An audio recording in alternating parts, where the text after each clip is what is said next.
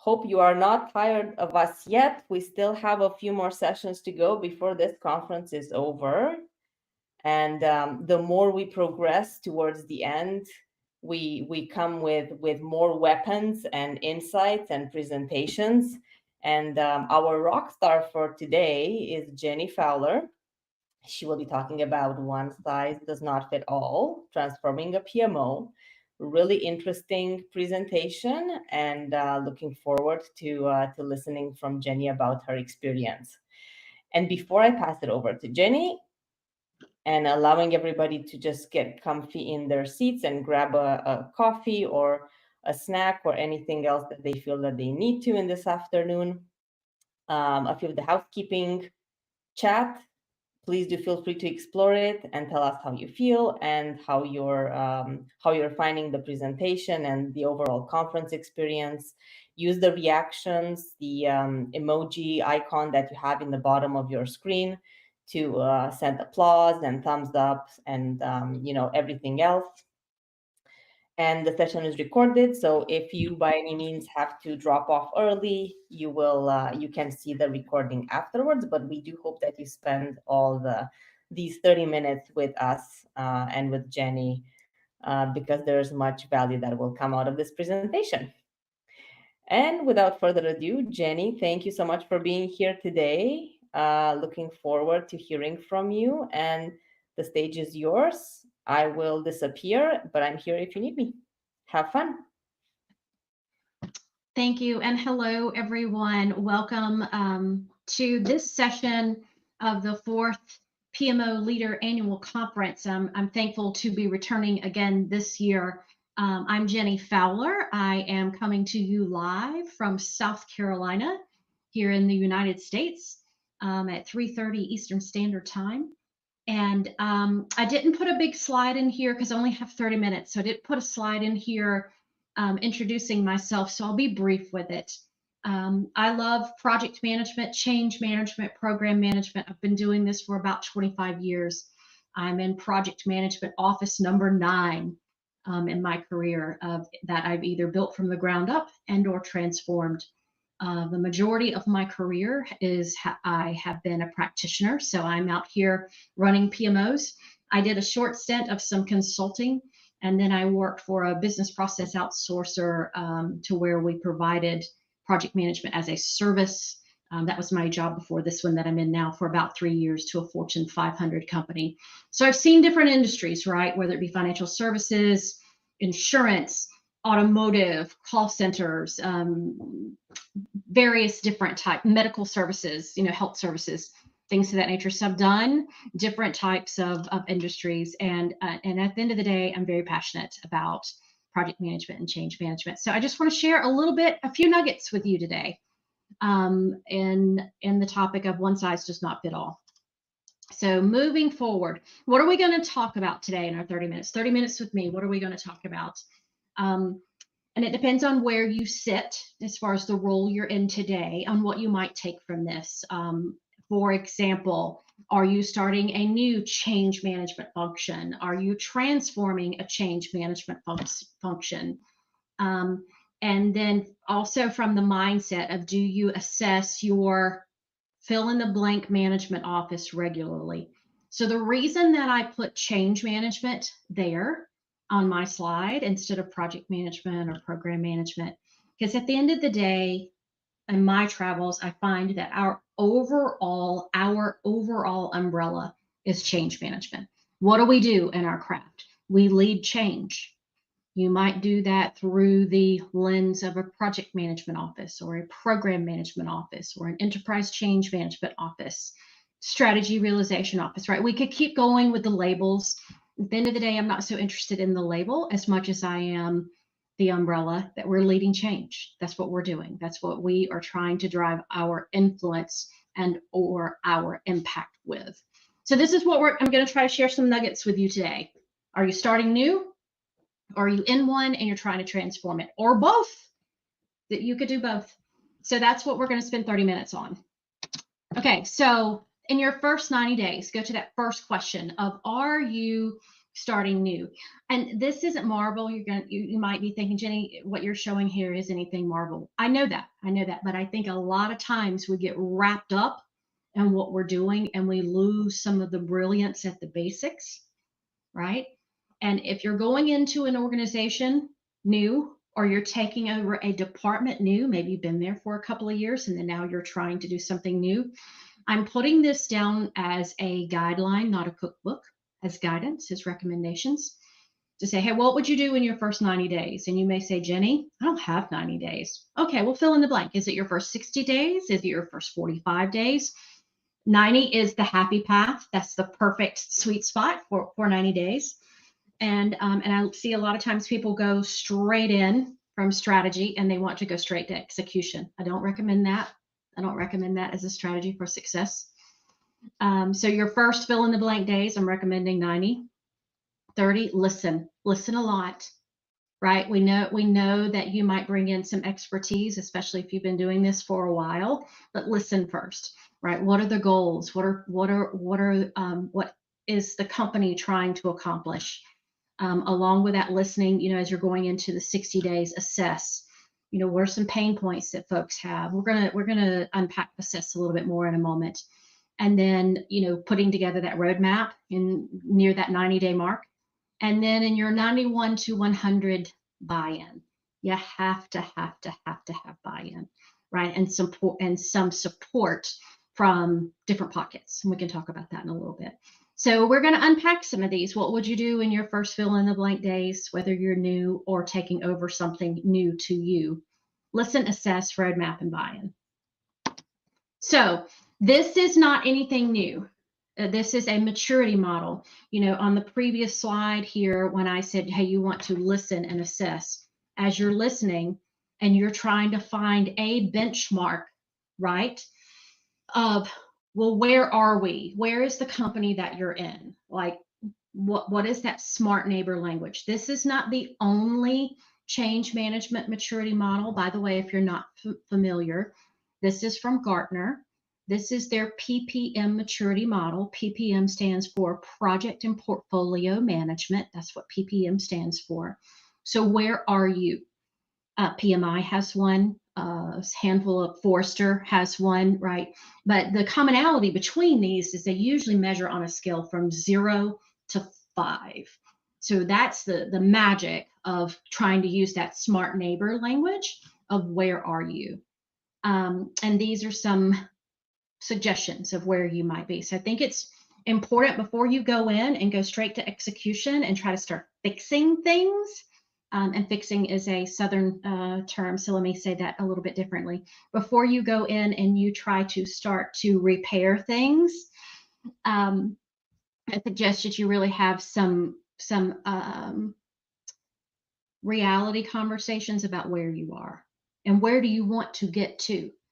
For example, Gartner may say this. They may say a level 5 project management function or change management function might be truly 5% of the organizations in the world. Gartner might say that. So you're like, well, I don't know that that's a goal that I should try to aspire to. Another smaller percentage of all the change management functions in the world might be in a level 4. So I would say that from the statistics from earlier in the year, that most companies probably, like the mature change management functions, probably are functioning somewhere around a level 3, right? Maybe a level 4. Rarely are you going to get, to the, true Fortune 500 level 5. Maybe that's not a goal. You're like, I don't need to be the best of the best of the best, right? I just want to be really good. And I don't think there's anything wrong with that. Why can't we just aspire to be really good at what we do? Because that's a beautiful thing, to be really good at it. I don't have to be the best, but I do want to be good, right? But you got to start somewhere. Maybe if you're starting at a level 1 and your company says, well, I want to do A, B, C, and D. You're like, guys, you're talking about level 4 stuff. We don't even have the foundation built for brilliance at the basics to do level 1. Right. So those are good conversations for you to have as you're listening, you're assessing, and you're building your roadmap. And when I say roadmap, I mean roadmap for what your change management function is going to do. Okay, so this is a good one. This is Gartner. There are others, but this is just a suggested one. You've probably seen this before. So, sorry, I flipped a little bit too far forward.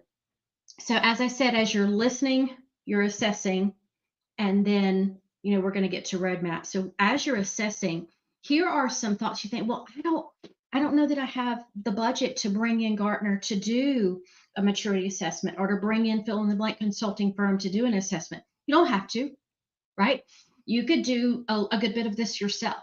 And so the kinds of questions that you would be asking when you're doing this assessment, and these are just some, it doesn't have to be this, I'm going to send out 400 questions and ask. People aren't going to answer that. They're not going to spend that much time.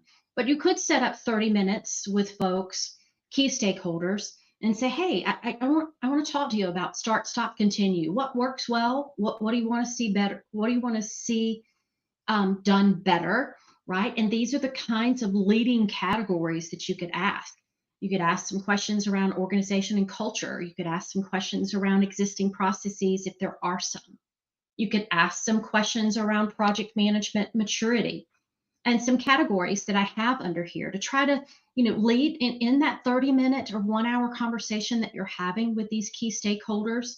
And I recommend that you do several layers in the organization, right? Not just one layer or 2 layers, but in different departments. Try to really get, the really good feedback, the good stuff from folks, not necessarily only from, the senior level folks. And you could try to assess, hey, what do you think about our ability to change? Like, is that slow here? Is that hard here? Is that bureaucratic here? Or is it just wild, wild, wild west, right? You could ask some questions about that, get people to talking to you about it. That's under the organization and culture. There's a bunch of other bullets here, right? Clarity on roles and responsibilities. I'm going to pause right here. I'm not talking about job titles. Not what I'm talking about. When folks get assigned to a change, what role are they supposed to fill? And do they understand that? Not only do they understand it, but do the other stakeholders understand it? And sometimes companies struggle with that a little bit, right? Maybe their culture might struggle with that, just because it's not clarified. And I think people show up usually at work with good intention, right? They want to be helpful, but they don't know unless it's clear oftentimes. We're going to come back to skill. I have that one highlighted or bolded a little bit on purpose. We're going to come back to that one. Existing processes, is it consistent? Maybe if you have decentralized project management functions, or you have multiple project management functions, or you don't have one at all, but this department does it this way, and this department does it this way, and this department has nothing, so they just do the best they can, right? So is there some consistency? And I'm not talking about tons of paperwork, but at least consistency in vocabulary, right? Sometimes even just level setting that can be just marveled, right? And measures in place to control projects. Hey, I'm going to start this project and I need, 4 or 5 people to do that. Is there some type of light governance to start projects? Maybe not. So you could just ask these questions as you're assessing, right? Just to get an understanding, because that really helps you to look at that maturity model to go, where are we really? Not just because someone comes in and says, this level 3 looks great, let's just circle that one. That's where we are. Are you really? Project management maturity, is there value placed on project management? Is there commitment to project and change management? Frameworks, that's a whole different workshop there on frameworks, right? But if we have some frameworks, waterfall, Scrum, Agile, Kanban, fill in the blank, SAFe, all these different ways, these ways to do change. Have we trained on those things, right? Or people may say, we do some of these things, but I've never been trained on it. I'm just trying to learn as I go, right? So you could ask these things. These are great questions you could ask your stakeholders, to where when you come back to that maturity, you can say, hey, here's where we are, but the magic is, where do we want to get to be? So hopefully this kind of helps to trigger your mind a little bit on, well, if I just ask people, what do you want to start, stop, and continue? Sometimes if if a company doesn't know what really good looks like, they don't know how to answer those questions. And that's not a bad thing. I'm not throwing shade on companies at all. It's just maybe they've not seen what a level 3 might look like. And that's okay. And I've seen that several times in my travels, but that's what we're here for, is to help them to try to get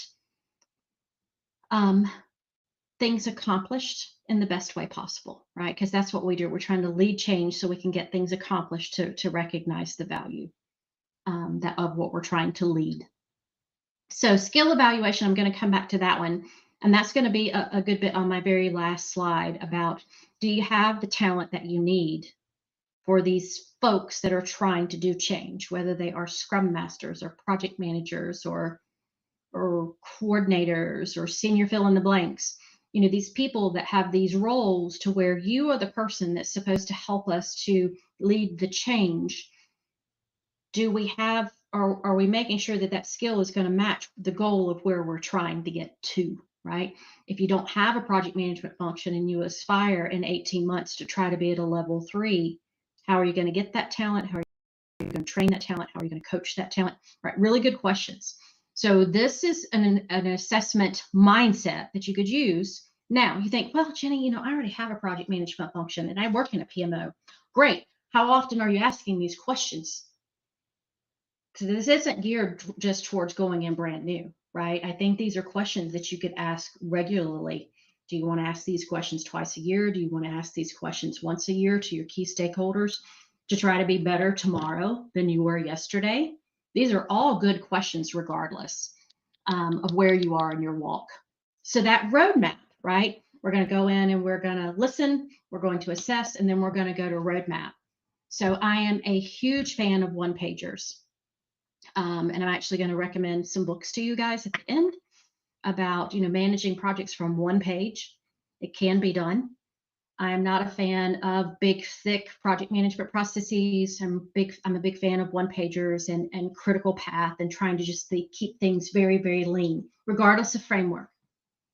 But as far as your roadmap that you're going to share with other people about what your change management function is going to do, I think you should have a roadmap every year, at least a year, that you can show to stakeholders and your steering committees or your C-level to say, hey, here's this change management function. Here's what we're doing. Here's what we are doing to try to get better tomorrow than we were yesterday as far as it goes leading change. And this is a sample. There are many different ways to do this, but I'm a fan of just trying to keep things simple in language that other folks can understand, not project management, speak as much. So this sample might look like this. Hey guys, in 2025, we want to mature our project management function from A to B, right? That's the goal. One sentence, from X to Y by when. And so our focus is 3 things. We want to be brilliant at the basics so we can drive with data, so we can scale for the future.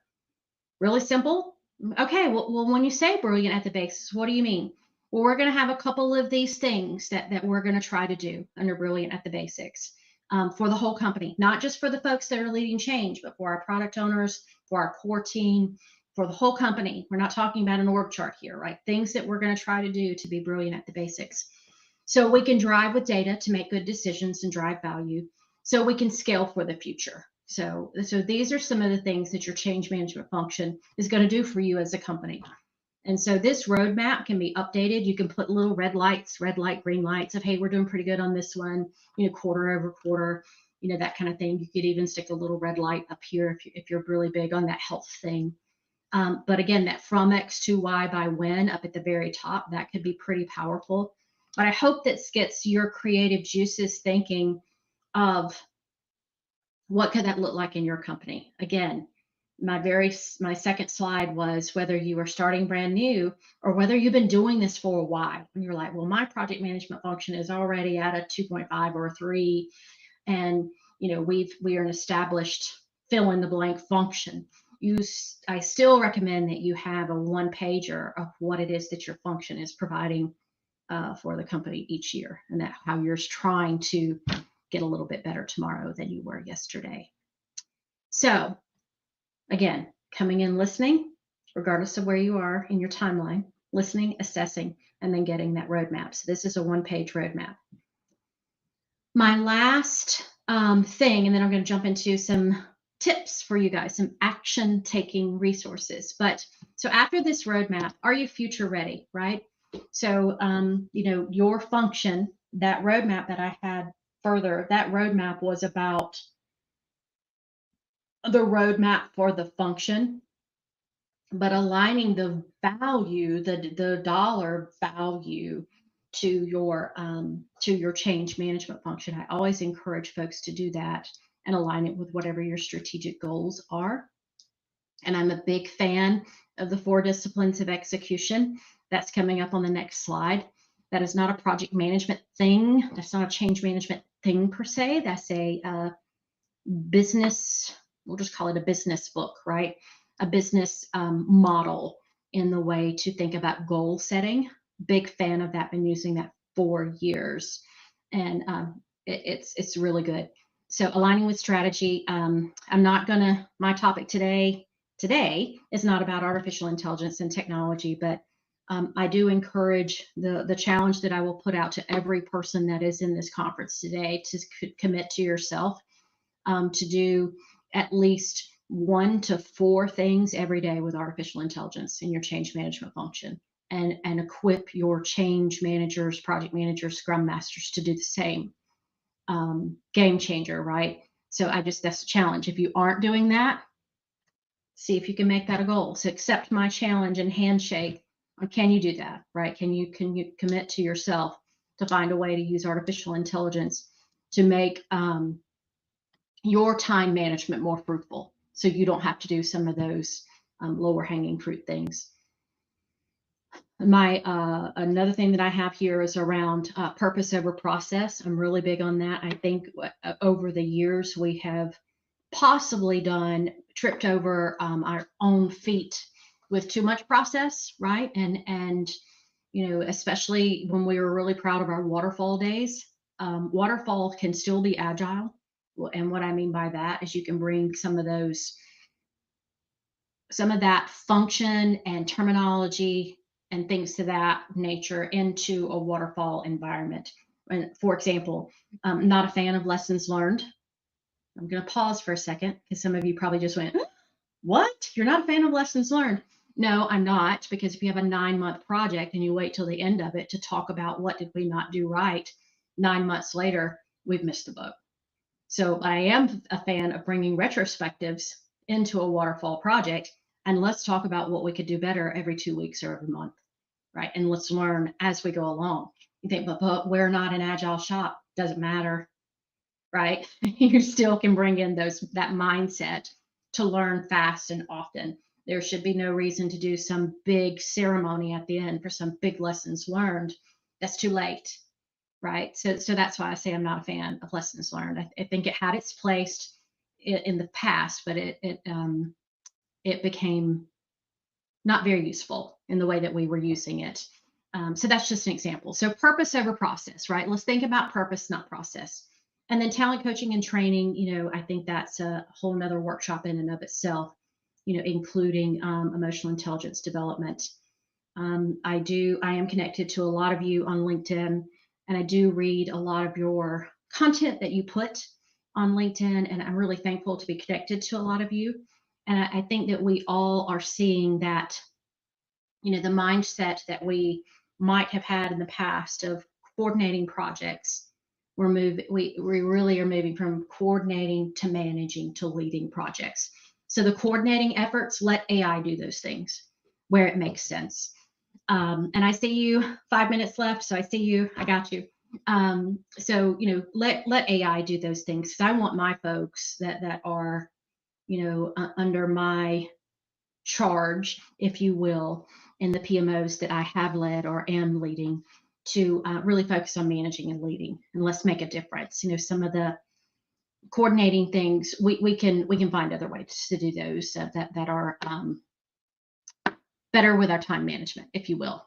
So these are some future ready things that I'm encouraging you guys as an audience, as far as, the topic here today, that you can use. So my final thing, action taking nuggets. There's so much that I could put on here, but I knew I had 30 minutes. So what are some tools? I'm going to do books, and then I'm going to talk about EQ for a second. So what are some books that I highly, highly recommend? Do you remember back on that assess slide where I highlighted in bold talent? I said I'm going to talk about that on the last slide. So Emotional Intelligence 2.0, I'm a big fan in my department. We have, and I've done this for a decade now. We have a book club for my project managers or scrum masters or program managers, the several dozen that might be, whether they were reporting directly into me or the communities of practices where there might be several dozen, to 100 of those folks. I'm a big fan of book clubs. And so we'll spend a couple months, we'll do a book, we'll do a nugget review, and then say, what can we learn from these books to apply to our jobs today? So Emotional Intelligence 2.0, they're in order on purpose as far as the way that I recommend them. If you have not taken the time with your team, and if you don't have a team that you're in charge of for yourself, I highly encourage Emotional Intelligence 2.0, and it's really a really big eye-opener on self-awareness and social awareness. And you think, that's not a project management book. You're right, it's not. But at the end of the day, our jobs are to influence and lead change. And if we don't understand how to influence teams to get the most out of teams, we've missed the boat, right? So this one has a lot of good nuggets in it. I love Bradbury, and he has some TED Talks and things of that nature. So Emotional Intelligence 2.0, great one. 4 disciplines of execution. You heard me mention 4DX above. This is really a great smart neighbor language written tool that helps you to set goals. And the goals can be in one sentence format. And I've used this throughout my career for many years on whether we're writing charters or charters for projects or scope documents. I'm like, well, the goal for the project should be 1 sentence, right? Just one. And then we can have objectives under that, but we're going to go from X to Y by when. So great book. Start with Why, great one. Love Project Manager's Impact Engine. You might have heard Laura Bernard. I read this book the day it came out. I read the whole book that day. That's how good it was. I couldn't put it down. I read the whole book in an evening. And I'm very proud of Laura. I love this book. I like everything in it. One Page Project Manager. I actually hired the author of this book in a previous shop that I had to come in and do a workshop for us, 2-day workshop, I believe. And his challenge is you can manage any project. It does not matter how large or how complex it is from 1 page. And you guys are like, no, wait a minute. You haven't seen my shop. You haven't seen how complex our projects are. It can be done. It's a mindset shift, but it is powerful. It is very organized. It is, if you have not read this book, and he has one for waterfall, he has one for agile or what have you, but I have used so much from this particular author and the way it changed my mindset years ago. So if you've not peeked into that particular type of mindset shift, it's great. Bare Knuckle Project Management, we actually hired that firm years ago to come in. And this is really, the title sounds a little bit more punchy than it really is. Bare Knuckle Project Manager, like we're going to fight all the time. It's really like an oxymoron, if you will. But it really just talks about the authority of project managers and what that really looks like when it comes to responsibility and accountability. And it's a great workshop. It's a really good workshop for project managers and program managers to do. So just some action-taking resources of things that I've used, things that I am using or am going to use that have just been career-changing in the way that I lead project management functions. So last but not least, if you have not done, if you're looking for some free tools to do some EQ assessments on your team, I gave to Crystal Knows is a great website where you could do a DISC assessment. DISC helps you to measure communication and behavior preferences. And that's really good when you're leading teams. If you don't understand your own preferences of how you want to be communicated with, how can you do a good job of leading others if you don't understand yourself? So this is a great one. I'm a big fan of Crystal Knows. That's a good tool. It's free. Tony Robbins has a good one as well. There's a bunch of free ones, but these are the two that I tend to lean on if I can't have a paid version. And then Clifton Gallup Strength Finder, #1 talent assessment in the world, right? I think there are, last time I checked, 36 million people that have used that particular tool. It's amazing, but you have to pay money to use that one. If you want a free version of something similar, the high5test.com is very similar to the Gallup Clifton Strength Finder. So you can kind of focus on your team and what are your top talents, right? Like, how can I pour into you the most? So those are some action taking nuggets that I have for you guys. I hope that you found some of this useful. I think I'm at my time almost exactly. If you are not connected with me on LinkedIn, I hope that you take the opportunity to do so. I would love to connect with you guys. And thank you again, PMO Leader, for having me for the conference this year. And here I am again, right on time, Jenny. Thank you. This was an amazing discussion. I'm not sure if you were able to kind of skim through the chat, but there's some great feedback around there. So awesome. Thank you so much. Some time to look at it. You kept us on fire, especially with the book recommendations. I think everybody was just debating on how they need to reshuffle their book, their libraries. Yeah. So thank you. This was really good. We have your LinkedIn profile also shared in the chat for those. We had a few questions, but maybe the persons who ask the questions can connect with you after the session, so you guys can chat further, which would be awesome. And okay, well, with that being said, we have one more session. It's a panel. It's in Portuguese with English translation. It starts in about 20 minutes or so. So we have a bit of a break. Do not leave, please, because it's a very exciting panel. And then we also have a conference closing ceremony. So not there yet. We are still live. Thank you, Jenny, once again. Thank you, everybody. Go enjoy the breaks, visit the booths, and we'll see you in a bit. Goodbye for now.